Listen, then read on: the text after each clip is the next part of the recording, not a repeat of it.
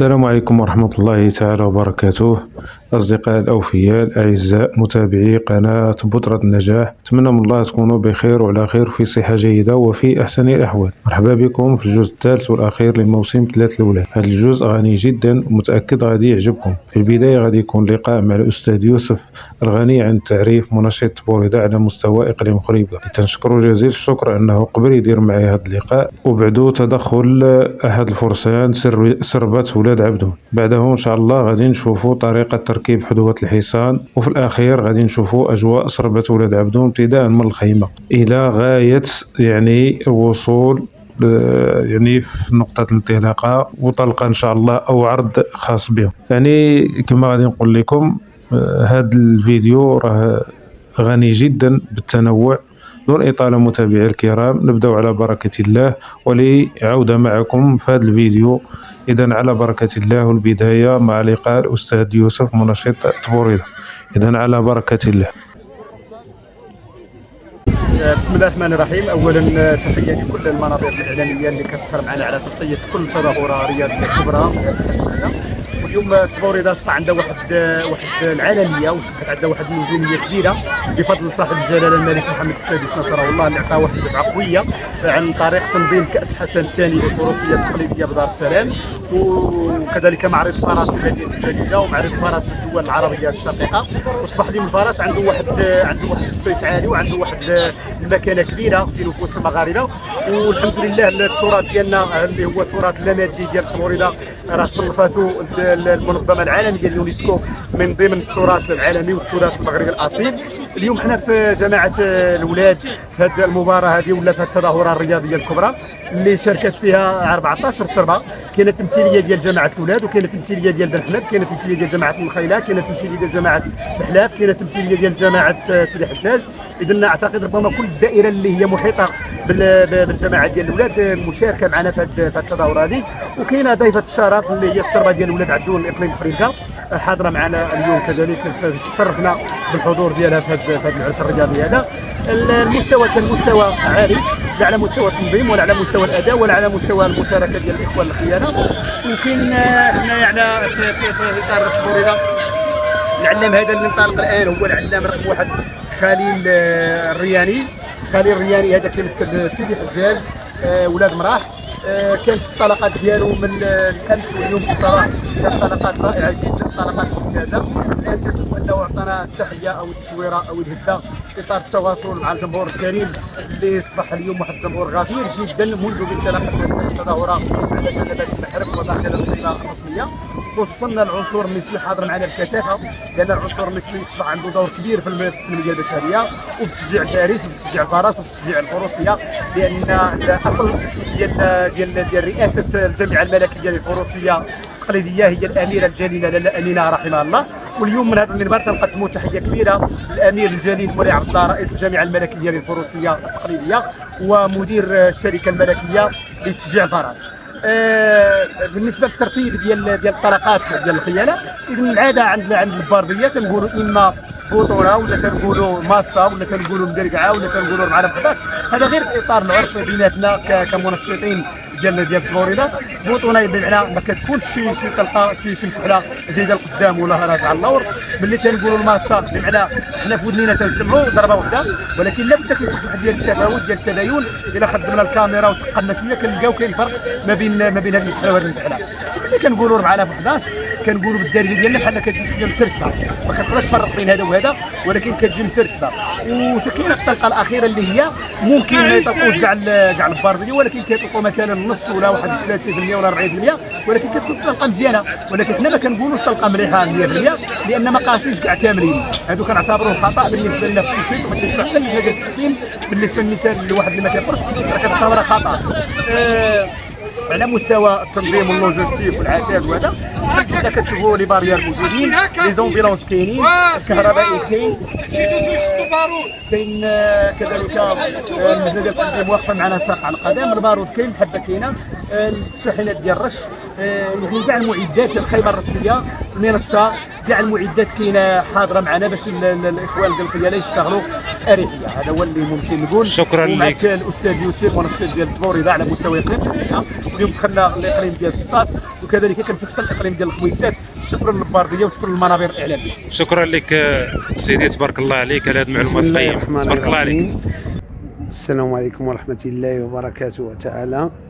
احنا اخوان كنفرحوا بهاد المناسبات، وكانت حبستنا هاد الجائحة ديال كورونا 3 سنين، ودابا الحمد لله حتى لقات. حنا فرحانين بهاد الموسم بزاف بزاف بزاف، ودابا راه هذا هو الرابع في المواسم اللي كندوزو، والحمد لله كلشي غادي بخير وعلى خير. وجدودنا خلاو لينا هاد اللعب وخلاو لينا هاد البليه، الحمد لله. ولادنا غادي متابعيننا، وحنا بالنسبه لينا حنا ولاد عبدون، وما كنخليو حتى موسم، اي موسم كنمشيو ليه مع الاخوان ديالنا والاصدقاء، والحمد لله. متابعي الكرام، للاسف واحد الفيديو كان صراحه مفصل على كيفاش يتركب الحذوه ديال الحصان او الصفيحه ديالو. المهم كاين غير هذا الفيديو هذا، انتم كتشوفوا الطريقه كيفاش. نتمنى من الله نكون موفق. فرجه ممتعه متابعي الكرام.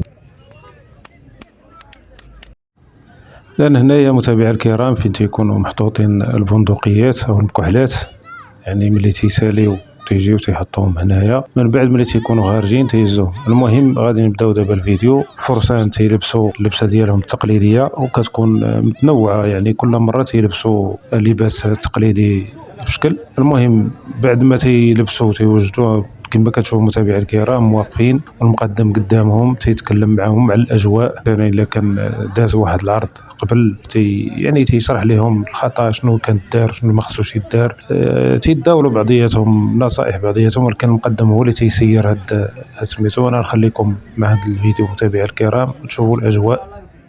ولكن شدها شكون؟ عبد الواحد وايوب. خرجوا على رقم باش دخلنا قصر باش واحد زير مسار وما يدوش تيغوت انا تاجي معاه باش تغاوت العراق الناس نصور الفرقينه غادي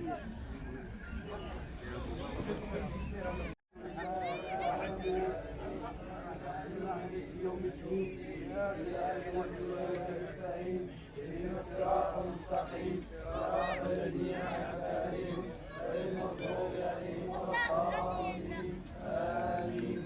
بسم الله الرحمن الرحيم. قل هو الله احد الله الصمد.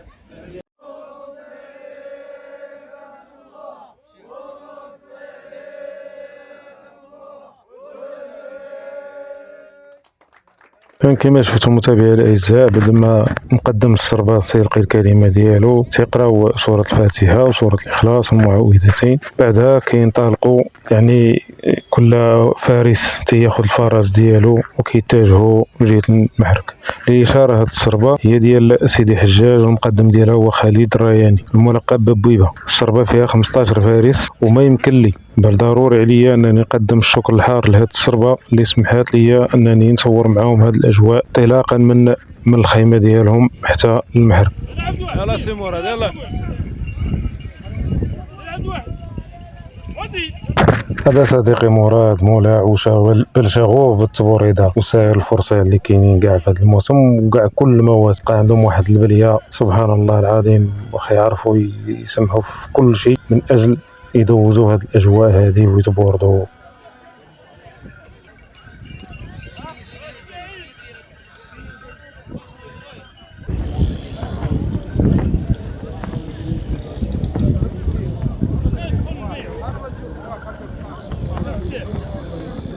تبارك الله سي مراد.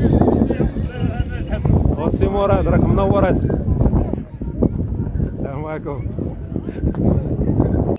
يا بسم الله على بركة الله. ترقعوا الخيل وحده وحده، ترقعوا الخيل وحده وحده. شدوها الدراري. فين غاديين؟ فين غاديين؟ فين غاديين؟ فين غادي؟ يا مريم حضرتي.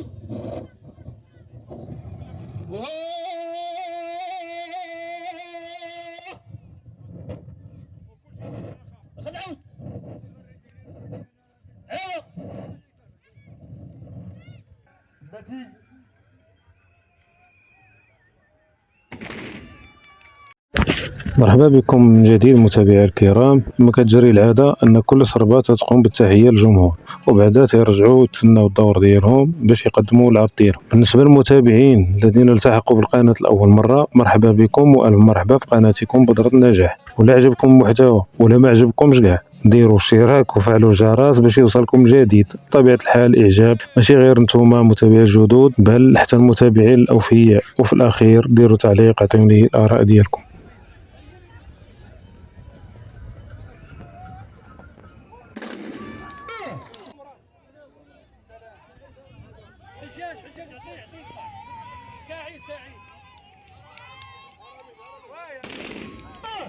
شويه يلعب لكم الخيار اللي جاي يتسجل باش ياخذ الرقم ديالو.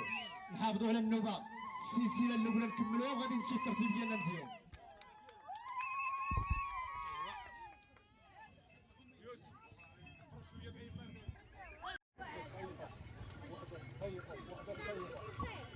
اذا شكرا للعلام يوسف عابيه.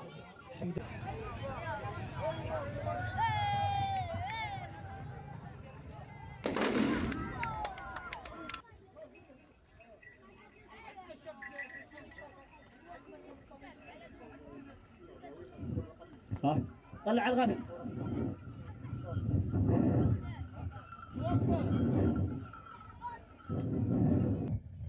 شد عود كاحل الوقت دو لا فونتازيا.